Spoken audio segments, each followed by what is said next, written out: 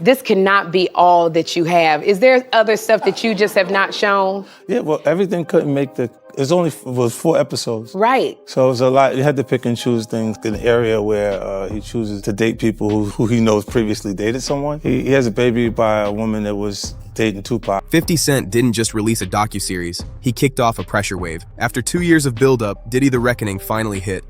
And it isn't framed like a calm recap. It plays like a challenge. Insider accounts, uncomfortable claims, and moments meant to force one question.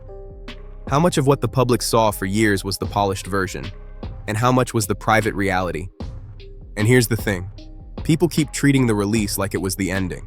It wasn't. It was the trigger. Since the rollout went public, the fallout has kept moving. Talk of legal pushback, behind-the-scenes tension, and non-stop rumors that more material exists. Get off the phone right now, and I am going to let you professionals look at the situation and come back to me with a solution. Which is exactly why we're breaking down what this documentary highlights, what it implies, and what it may be setting up next. Because it lights up 3 areas that never stay quiet. First, it drags the Biggie and Tupac era back into the spotlight. Second, it reframes the verdict by putting juror voices front and center. And third, it pours gasoline on the footage dispute, the part that could turn into a real legal and media war. And if there's one person who knows how to turn a rollout into a confrontation, it's 50. The documentary circles back to the bad boy years and puts a heavy focus on Biggie Smalls, not just the music, but the power dynamics around him. A key voice here is Kirk Burroughs, an early bad boy figure who worked close to Diddy during the label's rise. Burroughs paints a picture where success came with control, and where influence over Biggie was the real currency. He points to Biggie's bond with Tupac Shakur as a pressure point, suggesting it wasn't just friendship. In his telling, it threatened the entire structure, like Biggie had an exit route out of an orbit he was never fully free in. Sean was insanely jealous of Biggie and Pac's friendship. With Sean being a marketer, you're a manipulator. And there's envy for people who have success, fame, with no manipulation. And Burroughs doesn't stop at tension. He brings up long-running suspicions he says he's held for years, raising claims about timing, movements, and decisions around major events from that era. These are theories that remain disputed, but the doc amplifies them in a way that reignites the argument all over again. I think that Sean now, in my mature mind, had a lot to do with the death of Tupac. It also references the long-circulating allegation connected to Keffi D, the claim that an offer was made related to Tupac's killing. That allegation has been discussed publicly for years, and the doc uses it to explain why some people still connect dots even decades later. I'm calling Biggie like crazy. What's going on? Wake up to... He's like, yo, Puff is bugging. He just called me and told me, I want you to stay here in LA. I don't want to stay. I want to go. But Sean was adamant. Cancel the flight. Biggie's not going to the UK. From there, the focus shifts to Biggie's final stretch in LA and Burroughs' version of how uneasy that trip was. He claims Biggie didn't want to be there, viewed it as hostile territory, and felt the temperature immediately. He also describes plans that could have gotten Biggie out quickly and says those plans didn't happen. Sean, sometimes you're humiliated. Sometimes you're made an example of. Sometimes violent things happen to you. The doc doesn't say, this proves it. It does something subtler and more effective. It lines up the decisions, the missed exits, and the timing, then lets the viewer sit with the implication. And then comes the part that always makes audiences furious, the optics and the money. Burroughs claims there were disputes and decisions after Biggie's death involving money, control, and responsibility. The documentary contrasts those claims with the reality that Diddy later released major tribute music and benefited culturally and commercially from the moment. Some will call that grief turning into art. Some will call it branding. Others will see it as opportunism. This production clearly wants you to feel how ugly those optics look when everything is stacked back to back. Burroughs also revisits his own fallout with Bad Boy. He alleges there was pressure to alter Biggie-related business terms, and that refusing made him a target. He repeats claims he has made publicly before, including allegations that he was threatened and pushed into signing away ownership with a baseball bat involved in that confrontation. He also says he felt blocked out of the industry afterward. Again, allegations, disputed, but the documentary frames them as pieces of a bigger pattern. Power moves behind closed doors, loyalty demanded, and consequences for anyone who didn't fall in line.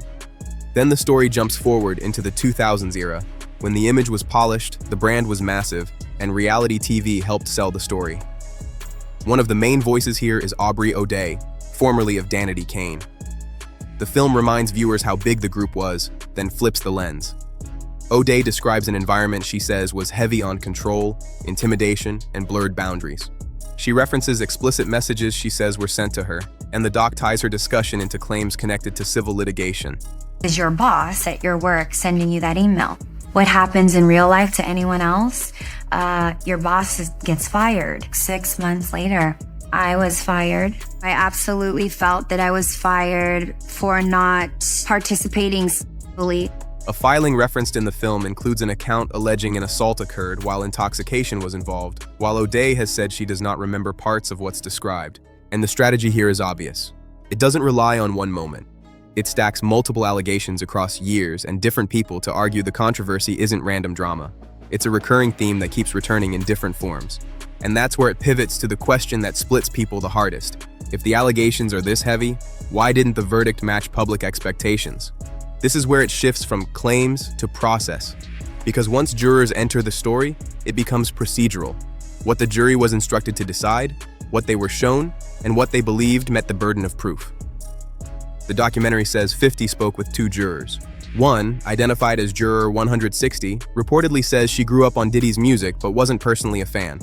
She describes the violence presented in the relationship with Cassie Ventura as unforgivable, but draws a strict line between moral judgment and legal instruction. In her view, the case wasn't framed as a straight domestic violence trial. The second, juror 75, says he was confused by the relationship dynamics presented. And that confusion mattered. Because when a case feels tangled, jurors don't convict on assumptions. They convict on what they believe was proven beyond a reasonable doubt. That's the core argument. Eamon got me with a gun. I don't know what's going on, Cassie. What the fuck is going on? The way the case was presented may have been too broad, too complicated, and too messy for jurors to translate into guilty verdicts on the most severe counts.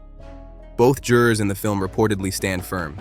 Juror 75 says he believes justice was served and says he has no regrets. It was a very interesting relationship. These 2 people overly loved. We cannot explain. She wanted to be with him. He took her for granted. He never thought that she would leave her. So it's like both hands clapping together. You cannot clap with one hand. The both hands like this, then you get the noise. What's going on here? Next minute they're going on dinners and trips. It's like going back and forth, back and forth, back and forth. Then it drops the counterpoint from someone who says she lived close to the machine. Capricorn Clark, described as a former assistant to Combs, appears discussing claims connected to testimony and interviews, including allegations that she was pressured into lie detector tests and felt threatened by people around him. She suggests the jury didn't absorb what she believed the evidence showed, and alleges they were starstruck. Watching them as they relate to him, I think they all kind of had a like for Puff. Whenever they looked over at Puff, it was like, buddy, buddy. They were starstruck. That clash is the tension point, jurors saying, "We followed the law and the burden of proof." A witness saying, "You didn't truly take in what was in front of you." And then it shifts into the segment that becomes the headline everywhere. Not the theories, not the interviews, the footage. The documentary says 50 obtained never-before-seen pre-arrest footage that appears to come from Diddy's legal orbit, material that typically doesn't surface unless someone close leaks it. There's a whole lot of crazy. According to the doc, the clip is dated September 10th, 2024, just days before the arrest, and it shows Diddy speaking with his attorney, identified as Mark Agnifilo, talking strategy, pressure, and the sense that a federal move was coming. I listened. I've been a superb client, as you said. I jumped on the plane. I'm coming to New York, but I'm just running around waiting for a shoe to drop. He describes feeling exposed, like a sitting duck. And the film highlights a phrase that hits like gasoline on a fire. The idea of flooding the zone with messaging to shift the public narrative around the allegations. That's why the footage matters. Because it's not presented as a random moment. It's framed as a window into how perception gets managed when legal pressure spikes. You have to find somebody that'll work with us, whether they're from this country or from another country. It could be somebody that has dealt in the dirtiest of dirty business of media and propaganda. A private war room vibe, on camera, and the moment that footage appears, the doc says the pushback escalates fast. It claims Combs' lawyers sent a cease and desist, arguing the footage was unauthorized and calling the project a hit piece built on private material that was never meant to be released. On the other side, 50 is portrayed as refusing to fold, insisting the footage was obtained legitimately and leaning into the source protection argument. When pressed, his posture is basically, Journalists don't expose sources, so don't ask me to. It's just competitive energy and things that you say about other artists while you're in hip-hop culture. That's the collision the documentary is building. One side alleging the material was private and never approved. The other side treating it as fair game and protected sourcing.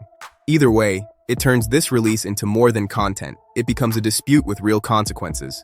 The doc also shows 50 trying to separate hip-hop culture from the allegations around Combs. If I didn't say anything, you would interpret it as hip-hop is fine with his behavior. Arguing the genre shouldn't carry the weight of what's being alleged in filings and lawsuits. And he speaks about Cassie as a victim, arguing she was conditioned over time to accept abusive behavior, which the film uses to frame power imbalance and why outsiders misunderstand these situations. I believe Cassie's a victim in all this because she came in as such, she's like 18, like 19 years old in the very beginning, so she only knows that. After a while, over time, you're conditioned for it. But the ending message is the real warning. This isn't framed like a one-and-done documentary. It's framed like the opening move. The documentary keeps leaning into the idea that more unseen material exists, and it portrays 50 as someone timing the next drop, not reacting in real time.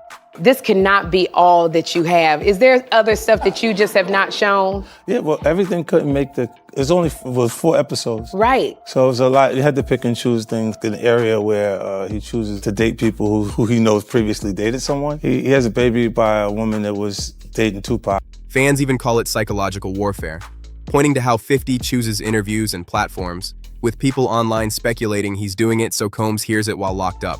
Whether that part is true or not, the outcome is the same. This feels like phase 1. We'll track every move from here on out on McTrip. And if you want the deeper timeline breakdown on the Biggie and Tupac theories, that full breakdown is already on the channel. For now, stay locked in, because this story isn't finished.